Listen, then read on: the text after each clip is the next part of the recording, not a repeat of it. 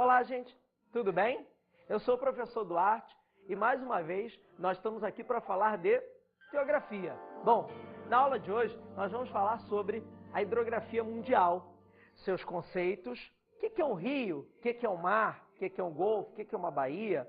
A gente vai falar também, sobre o perfil de um rio, aonde ele nasce, aonde ele vai desaguar. Além disso, você vai também ver as principais bacias hidrográficas do planeta, cada característica, cada peculiaridade. E também vai entender qual é o papel dos oceanos Atlântico, Pacífico, enfim, dos principais oceanos hoje que compõem o planeta Terra. Aliás, esse nome, ele não é o correto. Na verdade, deveria se chamar planeta Água, porque a maior parte da nossa superfície é composta por água. Mas, enfim, ficou planeta Terra, a gente tem que continuar. Galera, para a gente começar, eu queria fazer uma pergunta. Será que você vai saber? Qual é o maior rio do planeta? Qual é o maior rio do planeta Terra? Você sabe?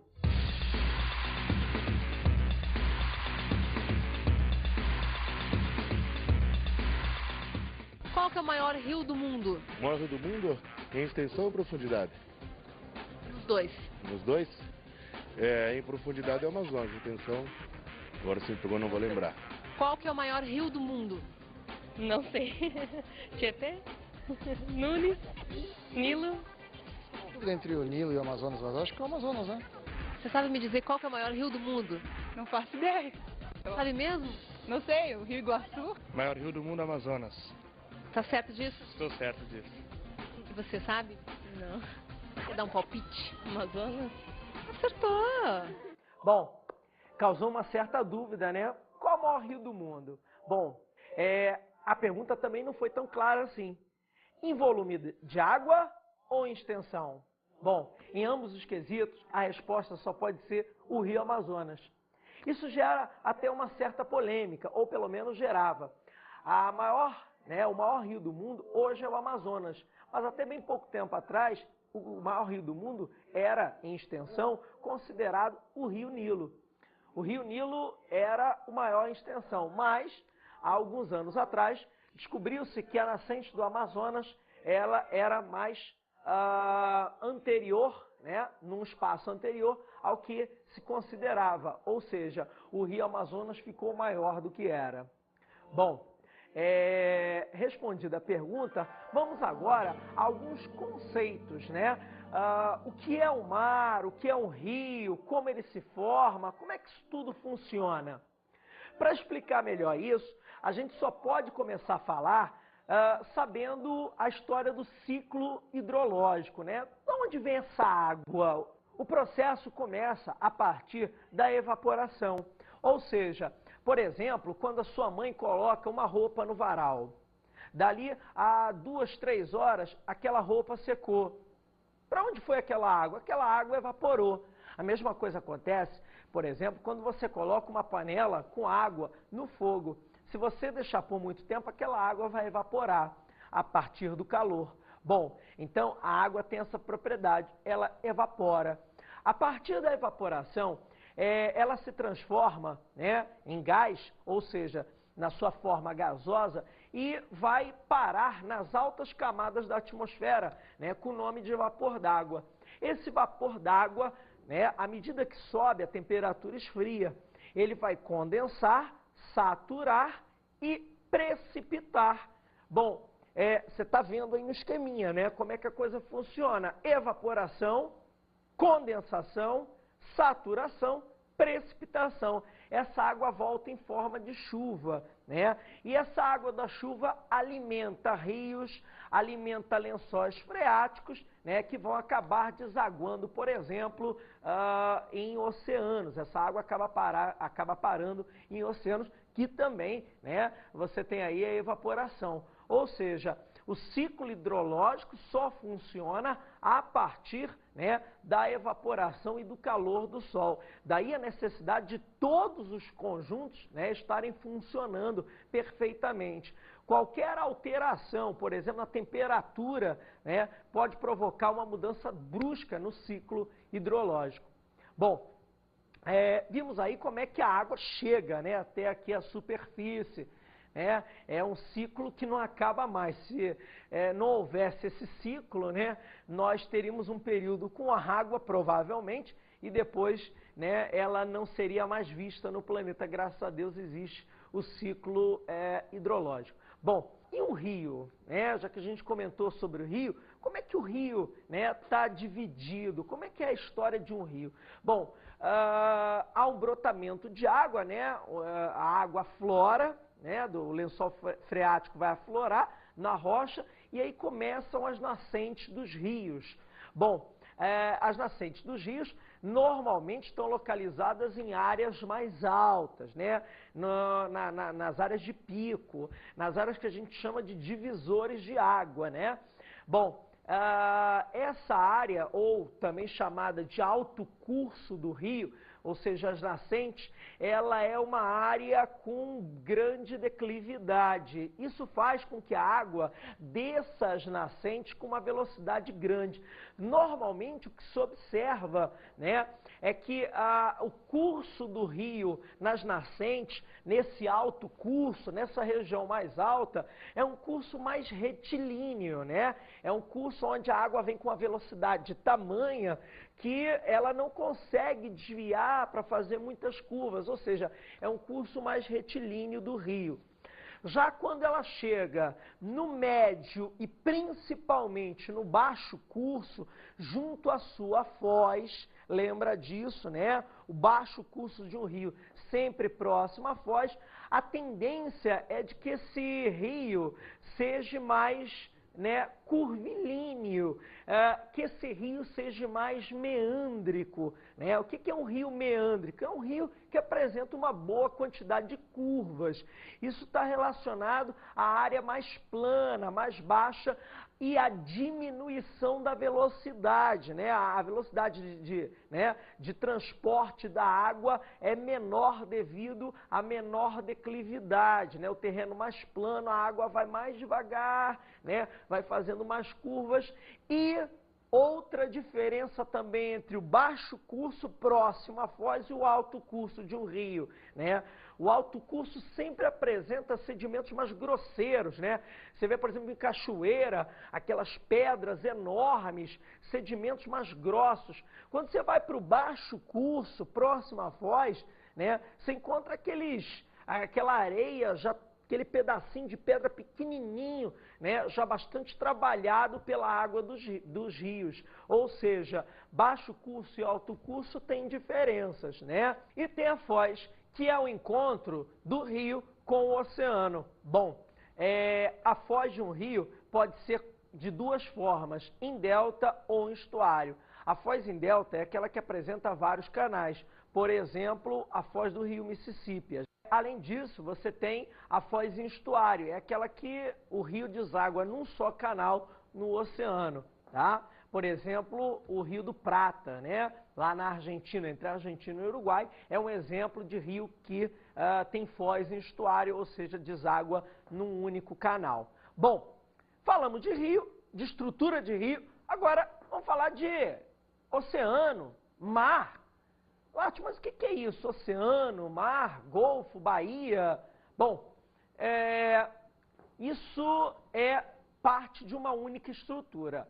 Obviamente, né, a maior estrutura de água salgada que nós temos são os oceanos, ok? Tá?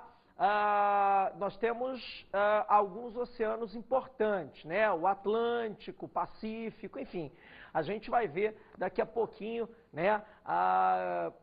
Guarda um pouquinho aí e a gente vai ver com calma isso. Agora, tem divisões. Os oceanos têm subdivisões importantes, né? Por exemplo, uma divisão é a dos mares, né? Existem mares abertos, mares fechados e mares semifechados. Por exemplo, o mar é um pedacinho, né, do oceano. Você tem, por exemplo, o mar aberto, o mar Arábico, né? O mar de Bengala, ali no sul da Ásia. Exemplo de mar semifechado seria o mar Mediterrâneo, né? E um exemplo de mar fechado seria o mar Cáspio, né? São 3 exemplos aí de mares, são estruturas grandes, né? São subdivisões grandes dos oceanos. Agora, tem a estrutura de golfo, tem estrutura de baía e tem estrutura de saco. Duarte, o que é um golfo, o que é uma baía, o que é um saco? Golfo, baía e saco se diferenciam basicamente pelo tamanho também. A maior dimensão é a do Golfo, né? Por exemplo, o Golfo Pérsico. Menorzinho, você tem a Baía, por exemplo, Baía de Guanabara, né? A Baía de Hudson, próxima a Nova York. E, por último, você tem o Saco, que é a menor estrutura de todas essas que eu falei, né? Por exemplo, é uma reentrançazinha, né? Por exemplo, no Rio de Janeiro, próximo a Niterói, você tem o Saco de São Francisco e outras, tá? Enfim, as estruturas se diferenciam basicamente pelo tamanho. Claro, a maior estrutura de todas, o oceano, né? A estrutura gigantesca. Você tem os mares, que são subdivisões, e aí os golfos, as baías, terminando com os sacos, ok? Voltamos a falar de rios, né? E para falar de rios, a gente tem que entender as principais bacias hidrográficas do planeta. Elas que são tão importantes para a nossa vida. Bom, a primeira, a maior de todas, é a Bacia Amazônica. A Bacia Amazônica, ela compreende boa parte do território brasileiro, né, e boa parte do território de outros países sul-americanos, como, por exemplo, a Colômbia, o Peru, a Venezuela. Bom, trata-se da maior bacia hidrográfica do planeta. O Rio Amazonas, principal rio, né, dessa bacia, ele é o maior rio do planeta, a gente já viu aí na resposta da enquete, em volume de água e também agora em extensão. Bom, o Rio Amazonas em si é um rio de planície, né? Não tem grande potencial hidrelétrico na sua extensão. Agora, os seus afluentes fazem com que a bacia amazônica tenha um grande potencial hidrelétrico, sim. Veja bem, né? Os afluentes do Amazonas é que têm um grande potencial hidrelétrico. Por quê? Porque vem descendo o Planalto brasileiro e vem descendo o Planalto das Guianas. Então, isso faz com que eles, nessa descida de Planalto rumo ao rio Amazonas principal, eles tenham, né, várias quedas d'água, proporcionando aí um grande potencial hidrelétrico. Sem contar na importância, né, para a biodiversidade da região, né? Os rios da Amazônia são muito visitados, inclusive por ecoturistas, né, do mundo inteiro, interessados na sua fauna, na sua flora, né?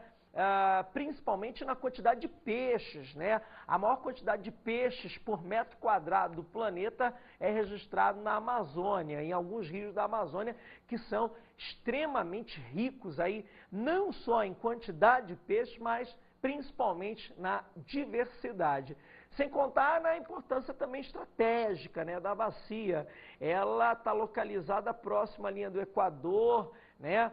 E os países, devido a esse banco genético, tentam protegê-la da maior forma possível, né? Principalmente contra a ação aí de queimadas, de biopirataria, e os rios têm um papel importante nesse contexto, pois servem, né, de vias de navegação, de transporte para regiões onde, por exemplo, helicópteros, aviões de grande porte, automóveis não podem chegar, os navios e barcos, principalmente, né, os barcos pequenos, chegam com facilidade.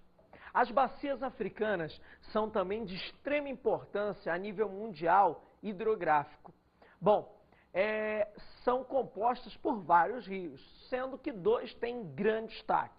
O primeiro é o Rio Nilo, né? O Rio Nilo, ele tem uma característica toda especial. Primeiro porque nasce né, a nascente dele é numa região de clima úmido, próximo ao centro africano. E por isso ele é perene, né, ele nunca seca. Mas a sua grande extensão faz com que ele corte o deserto do Saara e sirva como a única fonte de água de uma extensa região no meio do deserto do Saara. Tanto que nas margens do rio Nilo você tem uma grande concentração populacional. É uma das maiores do planeta. Por quê? Porque quase toda a população, por exemplo, de Sudão e Egito, né, que o rio Nilo corta, está localizado junto ao rio Nilo por causa da escassez de água, né? O rio Nilo ele transborda durante o verão, né? E faz com que alague as áreas vizinhas. Esse alagamento do rio Nilo pode parecer desastroso, pode parecer, né, problemático, só que na realidade ele é benéfico, porque esse alagamento do Nilo provoca a irrigação e provoca também a nutrição, né? Ele traz nutrientes fertilizando os solos na margem do rio Nilo, fazendo-os férteis, né, para plantação e colheita de alimentos. Quer dizer, além do fornecimento de água, o rio Nilo também é um fertilizador de suas margens, permitindo aí colheitas de agricultura importantes aí para a alimentação dessa população tão carente de água. O rio Nilo vai desaguar no mar Mediterrâneo, dá uma olhadinha no mapa aí, né? Ele deságua em forma de delta, né? Um dos deltas mais bonitos e mais famosos do planeta, aonde você tem, por exemplo, a cidade de Alexandria, né? A famosa, antiga cidade literária, bíblica, né? Localizada na foz em delta aí do rio Nilo. Bom, outro rio importante da África é o rio Congo, né? O rio Congo cortando o centro da África, na região equatorial. Você sabe que a região equatorial é uma região, né, ciclonal. Mas o que é uma região ciclonal? Região ciclonal é aquela que vai receber a carga de ventos alísios, úmidos e quentes. Bom, essa umidade, esse calor, né, vão gerar uma grande precipitação nessa faixa equatorial. Isso vai beneficiar o rio Congo, né, que é o segundo maior do mundo em volume de água. Lembrei de uma coisa importante. O segundo maior do mundo em extensão é o Nilo. Quer dizer, o segundo maior em volume d'água e o segundo maior volume em extensão, né, estão na África, ou seja, são rios africanos. O Congo ele tem essa grande vazão de água, né, porque ele possui uma dupla captação. Tanto águas do hemisfério norte quanto do hemisfério sul, já que ele está ali próximo da linha do Equador, né? Justamente na divisa. Então, quando é verão no norte ou verão no sul, ele está captando água. Daí a explicação para esse grande volume de água do rio Congo, ok? Outros rios importantes africanos, que a gente também não pode deixar de citar, são o Zambeze e o Limpopo. Né? São rios de importância regional que servem para abastecimento de água da população, servem, né, para pesca, quer dizer, alimento para essa população, que é uma população que sofre bastante com o problema da fome. Nos Estados Unidos encontra-se a bacia do Mississippi e Missouri. É uma bacia extremamente importante para a América do Norte, principalmente para os Estados Unidos. Bom, esses dois rios e outros, né, formam uma bacia de grande importância regional. Ela tem um potencial hidrelétrico, principalmente na sua nascente, né? Na parte centro-norte dos Estados Unidos. Ela nasce no centro-norte e vai desaguar no Golfo do México, né? Na parte sul dos Estados Unidos. Bom, essa bacia ela está encaixada numa planície, né? Daí, mais importante ainda, porque ela é uma bacia, né, por si só já fornece água para a agricultura e ali você tem o desenvolvimento, né, dos chamados belts americanos, o sistema de agricultura principal, né, norte-americana é feita ali naquela região, né, o Corn Belt, cinturão do milho, né, o Cotton Belt, cinturão do algodão. Além disso você tem, né, uma planície. Então esses rios, né, os rios da bacia do Mississippi e Missouri, servem como grande fonte de navegação. Navegação que transporta mercadorias, né, principalmente mercadorias agrícolas, para exportação ou para deslocamento interno mesmo, né? E além de transportar mercadorias, a bacia do Mississippi Missouri também tem outro papel, né? Que é o de transporte de pessoas, e é transporte regular, como se você estivesse pegando um avião ou estivesse pegando um ônibus, né, de uma cidade para outra. As pessoas utilizam navios, barcos, enfim, né? A navegação é extremamente utilizada nessa bacia.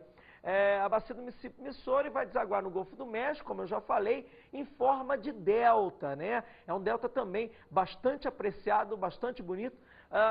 E ali próximo você tem a cidade de New Orleans, né? Que é a cidade da música e dos negros, né? Nos Estados Unidos, que é uma cidade localizada próxima a essa foz aí do Mississippi Missouri, justamente por quê? Porque servia, né, como entrada e saída de escravos, né, negros que trabalhavam nessas plantações na época em que a escravidão era permitida nas lavouras norte-americanas. Galera, já que a gente está falando de rios, a gente não pode esquecer de falar dos rios europeus, né? O primeiro vai ser o Rio Volga. Rio Volga é o maior em extensão da Europa, né? Ele é um rio que tem particularidades. A primeira é porque ele nasce, né, e a sua foz também é dentro de um único país, que é a Rússia, né? O Rio Volga, ele corta todo o território russo. É o maior em extensão, mas corta só um único país, que é a Rússia. A outra é que o Rio Volga também, né, ele congela durante o inverno. Dá uma olhadinha aí no mapa, né, para você ver a localização da nascente até a foz. E a foz dele é no Mar Negro. Principalmente na área de nascente, devido às temperaturas muito baixas, ele vai congelar durante o inverno. Isso é um problema sério. Por quê? Porque o Volga é utilizado e bastante para transporte de pessoas e mercadorias também, né? Mas durante o inverno esse transporte fica impossibilitado devido à grande quantidade de gelo, né, presente dentro do rio, o que impede a navegação. Bom, o segundo rio, né, sobre o qual nós vamos falar dentro da Europa é o Rio Reno. O Rio Reno e o seu, né, coadjuvante, o seu afluente, o Ruhr. O Rio Reno, ele vai ser chamado de o Rio Industrial, principalmente porque ele corta dois países que são duas potências industriais dentro da Europa. Uma é a França, outra é a Alemanha. Ele vai fazer divisa entre França e Alemanha. Dá uma olhadinha aí, né, no mapa do Rio Reno. Ele nasce nos Alpes, na Suíça, e vai em direção ao Mar do Norte, né, cortando aí França e Alemanha, né? Ele faz ali a divisa entre França e Alemanha e vai desaguar no porto de Roterdã, né? Que, aliás, é o porto mais movimentado hoje da Europa, na Holanda. O porto de Roterdã tem essa movimentação por quê? Porque recebe mercadorias que vêm do mundo inteiro, né? Que vêm de navio e são embarcadas em barcos que vão entrando pelo Rio Reno, né, e vão aí despejando suas mercadorias nos países, principalmente França e Alemanha. E também o Rio Reno, né, tem a presença de várias indústrias, por exemplo, da Volkswagen, ao seu redor. Por isso é chamado de Rio Industrial, pela presença de uma centena de indústrias, né, em volta aí da sua trajetória. E além dessas indústrias, você tem o escoamento dessa produção industrial, né, pelo Rio Reno. O Rio Reno, até uns 20 anos atrás, ele era extremamente poluído, né, e de 1984 para cá começou um sério programa de despoluição do Rio Reno, né? Hoje ele já está bastante poluído, inclusive com presença de peixes e tudo mais, né? Mostrando que, mais uma vez, se o homem realmente se esforçar, ele consegue bons resultados. Outro rio importante dentro da Europa é o Rio Danúbio, né? Dá uma olhadinha aí, ele também nasce nos Alpes. Repara que os Alpes é uma grande fonte aí de nascente de rios. O rio Danúbio nasce nos Alpes, só que ele não corre para o norte como o rio Reno, né? Ele corre para o leste europeu, tá? O rio Danúbio, ele foi chamado de rio político durante a época da Guerra Fria, porque a nascente do rio estava na parte capitalista da Europa e a foz estava na parte socialista da Europa, né? No leste europeu. O rio Danúbio, ele tem uma particularidade, ele atravessa uma série de capitais, né? Viena, Budapeste, né? São cortadas pelo Danúbio, né? Isso inspirou vários autores, várias obras, né? Literárias, de pintura, de música, né?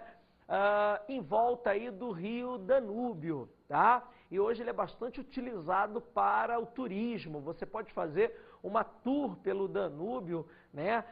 Que vai parando nessas capitais e nas cidades vizinhas ao rio, né?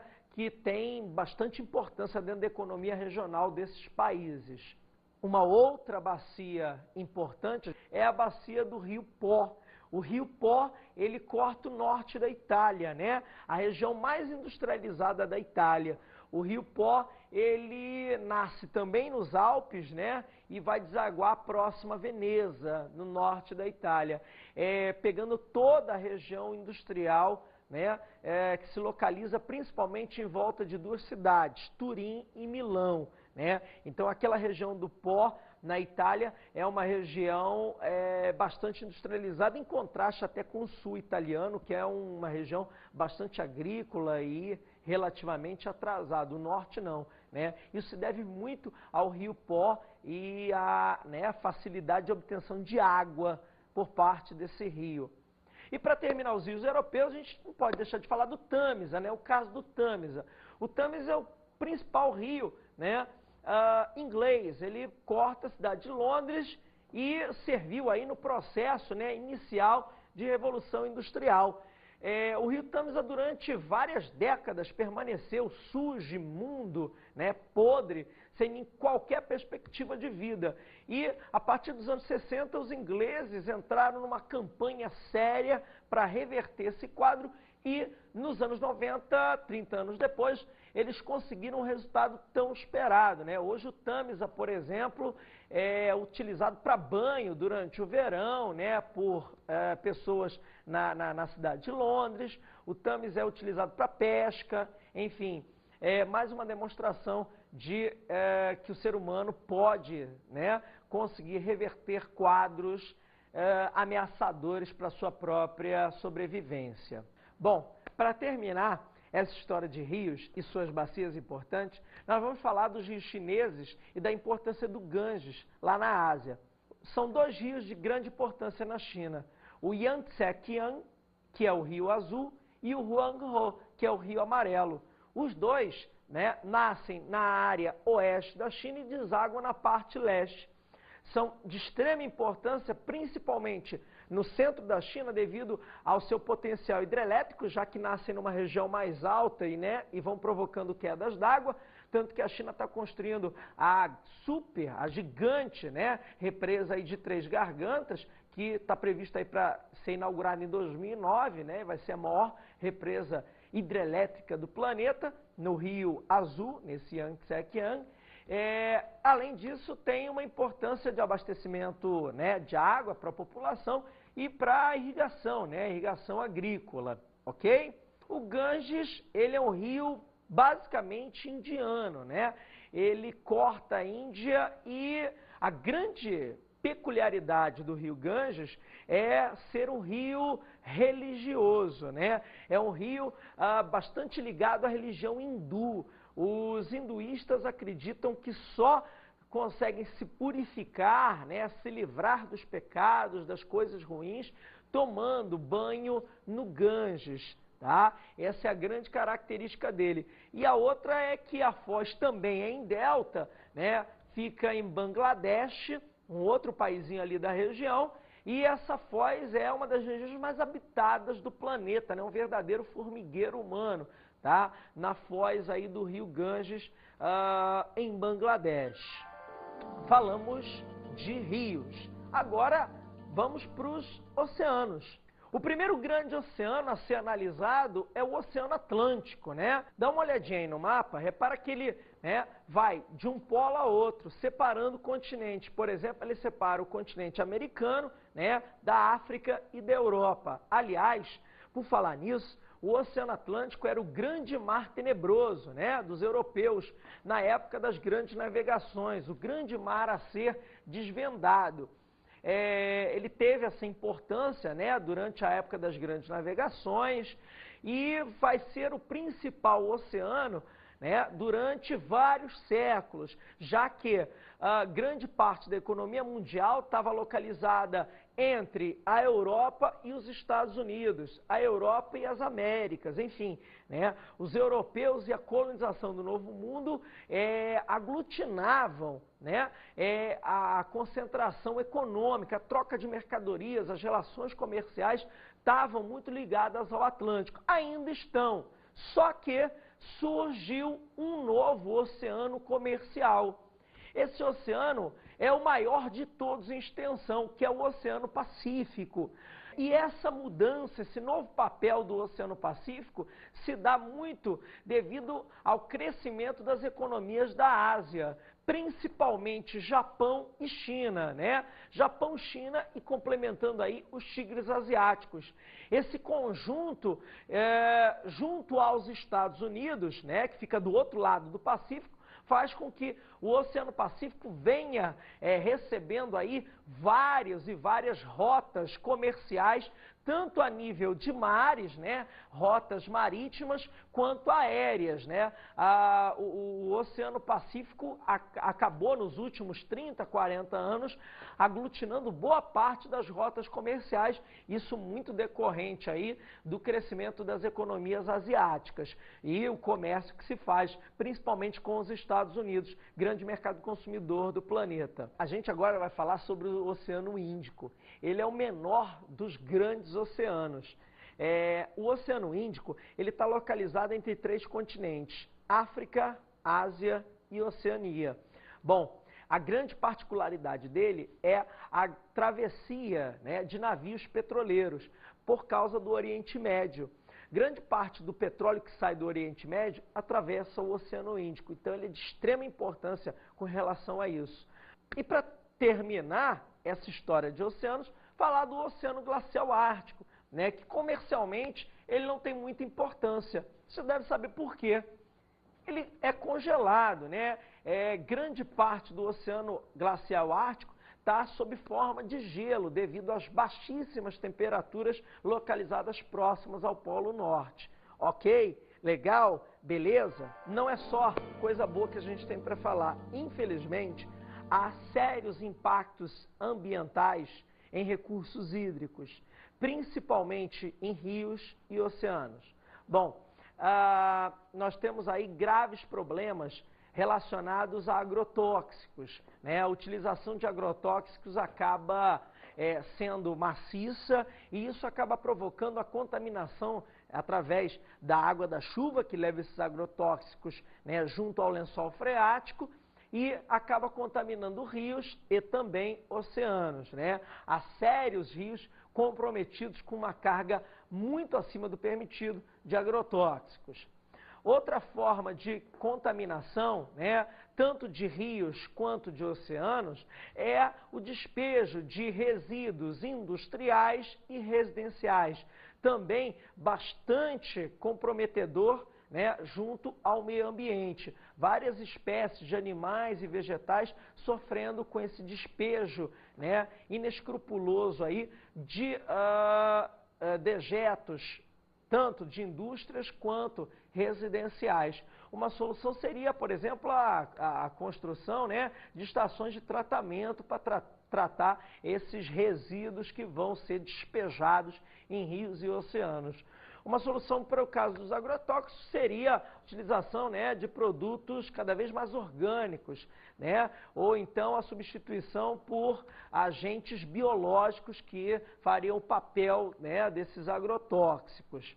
Bom, um terceiro ponto, principalmente esse relacionado aos oceanos, é o despejo de petróleo, né, o vazamento de óleos que causa vários desastres ambientais, como, por exemplo, aqui no Brasil, registrado na Baía de Guanabara, né, que frequentemente recebe navios petroleiros, já que tem terminais dentro da Baía de Guanabara, no Rio de Janeiro, e isso pode causar, né, o vazamento aí nesses navios ou em algum duto, pode causar aí a contaminação da Baía e, obviamente, causar um desastre ambiental. Agora, o maior desastre ambiental relacionado a petróleo foi com, né, o navio Exxon Valdez, né? Ele vai derramar uma grande quantidade de toneladas aí de petróleo no Alasca, né? Causando aí o maior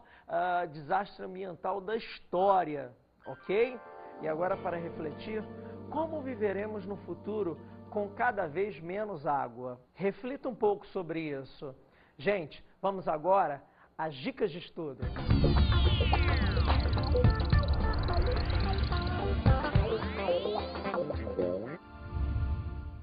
Bom, gente, como dica de estudos, você pode ter em mãos o Atlas. O Atlas é um equipamento maravilhoso para quando a gente vai estudar as bacias hidrográficas, oceanos do planeta. Bom, além disso, você pode ler algo mais específico ou ver algum documentário. Os documentários sempre mostram as realidades dessas bacias hidrográficas e os impactos ambientais que ocorrem em oceanos e nos rios. Um grande abraço, galera. Até mais. Bons estudos.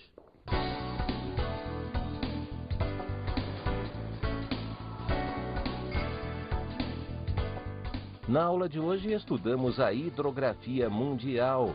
Todo o papel da água no planeta. Vimos também perfil de um rio. Como o rio, né, é da nascente até a sua foz. Falamos das bacias hidrográficas, as principais do planeta. Os oceanos também não foram esquecidos. O papel do Oceano Atlântico, o novo papel do Oceano Pacífico e os problemas ambientais que ocorrem tanto com oceanos quanto em rios. Até a próxima aula.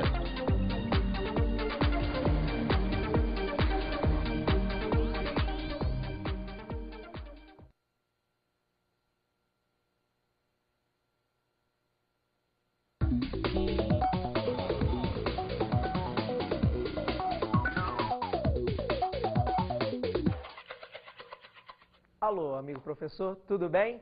Eu estou aqui de novo para tentar te ajudar. Bom, como dica para essa aula de hidrografia mundial, que não é uma aula fácil, você pode trabalhar com seus alunos com Atlas. É importante a localização de cada bacia, a localização de cada oceano. Bom, outra dica é você colocar no quadro as principais bacias hidrográficas, suas peculiaridades e as diferenças entre elas. Os impactos ambientais não podem ser deixados de lado.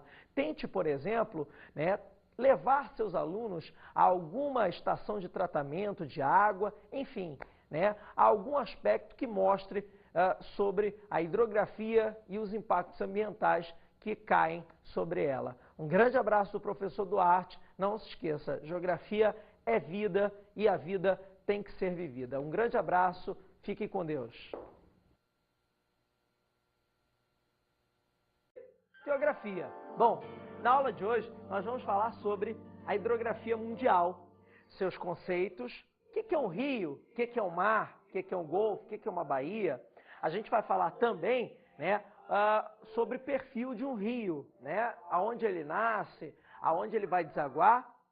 Além disso, você vai também ver as principais bacias hidrográficas do planeta, cada característica, cada, né, peculiaridade.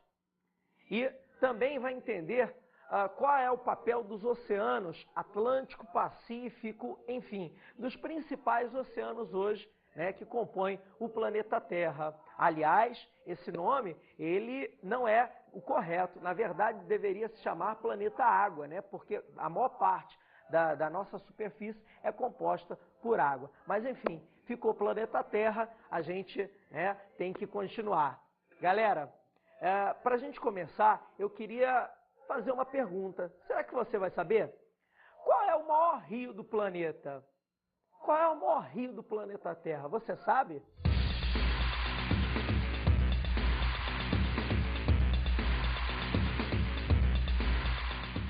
Qual que é o maior rio do mundo? O maior rio do mundo em extensão ou profundidade?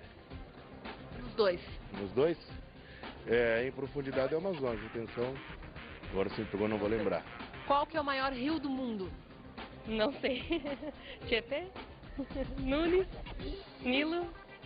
Dúvida entre o Nilo e o Amazonas, mas acho que é o Amazonas, né? Você sabe me dizer qual que é o maior rio do mundo? Não faço ideia. Sabe mesmo? Não sei, o Rio Iguaçu? Maior rio do mundo, Amazonas. Tá certo disso? Estou certo disso. E você sabe? Não. Quer dar um palpite? Amazonas? Acertou! Bom, causou uma certa dúvida, né? Qual o maior rio do mundo? Bom, a pergunta também não foi tão clara assim. Em volume de água ou em extensão? Bom, em ambos os quesitos, a resposta só pode ser o Rio Amazonas.